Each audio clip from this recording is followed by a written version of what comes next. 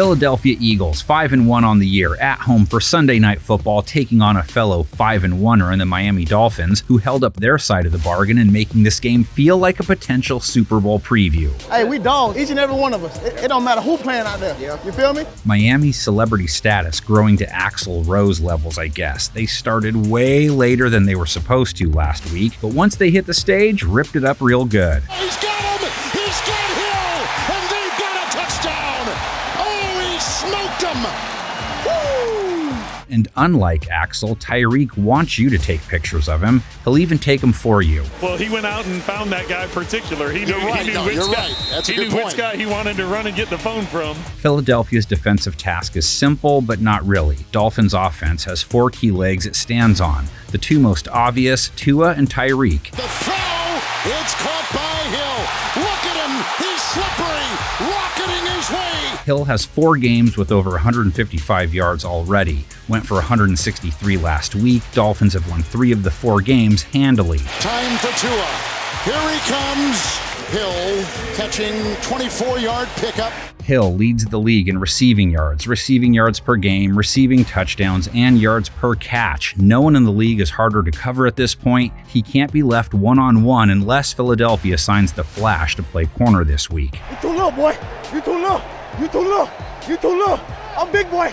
I'm big boy around here. Tagovailoa knows all that and benefits from it. Eagles facing a quarterback leading the league in TD passes, passing yards per game, rating yards per attempt, yards per completion. 3 TDs last week, rating over 125. It's Mostert. Blocked by Smythe.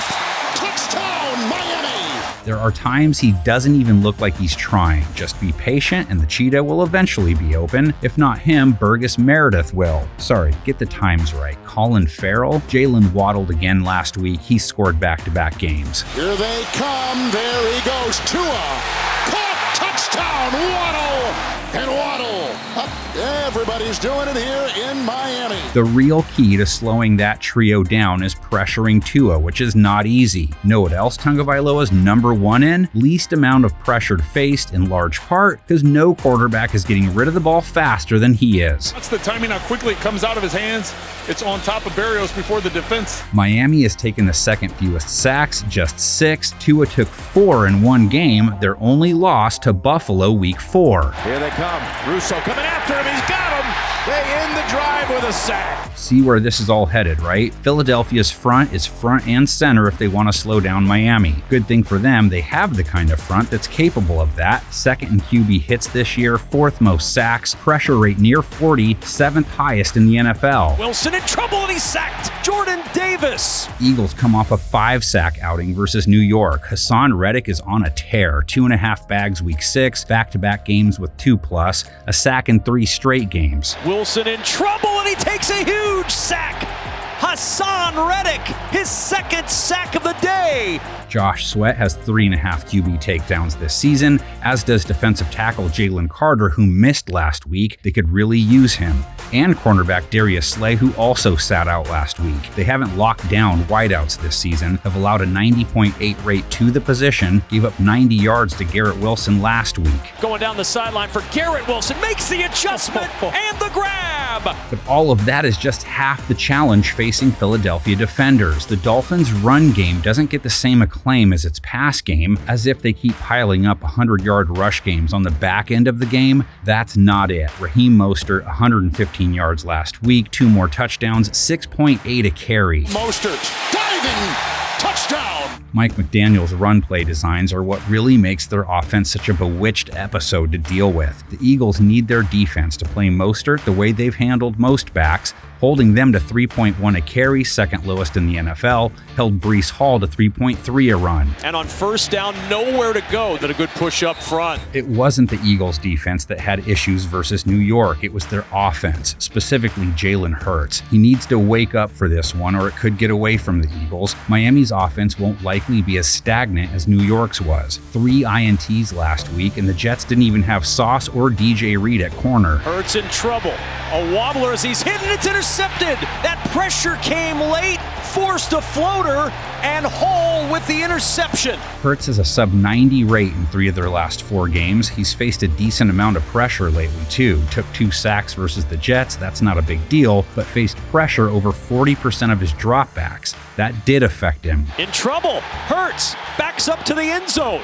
On the run, buying time, Hurts throws incomplete. Eagles right tackle Lane Johnson also left the game hurt and his backup struggled. That's problematic versus the Dolphins because another overlooked aspect about them, their pass rush. Only 2 teams with more sacks than them, no one with more QB hits. Young, look out for Wilkins and Chubb.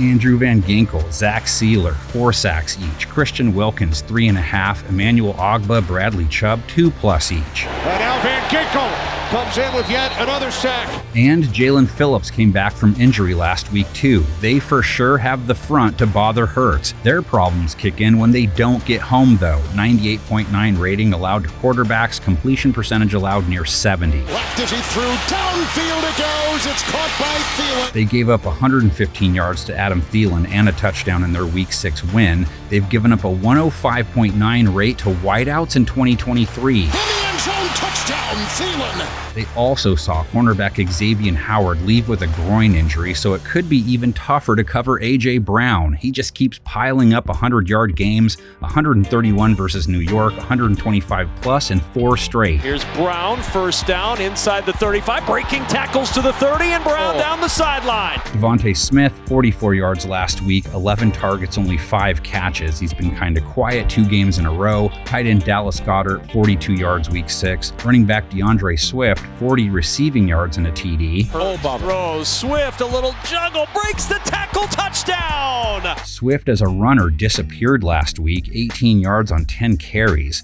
He hasn't been over 4.1 a run in 3 straight games now. Maybe the last name is too much to bear. Swift the carry, negative play. Hurts has been using his legs effectively enough though, 47 yards last week and a score. Hurts dancing around again, escapes the pocket, finds room to run, and Hurts out of bounds on a diagonal. Best game of the week, no matter how Philadelphia looked versus New York. Stars galore on both sides of the ball. And man, I am so tempted, Insider Fins fans. I'm so tempted. I mean, everyone wants to comment on it, right? Isn't that what I'm supposed to be doing? I saw a reply to one of your explainers.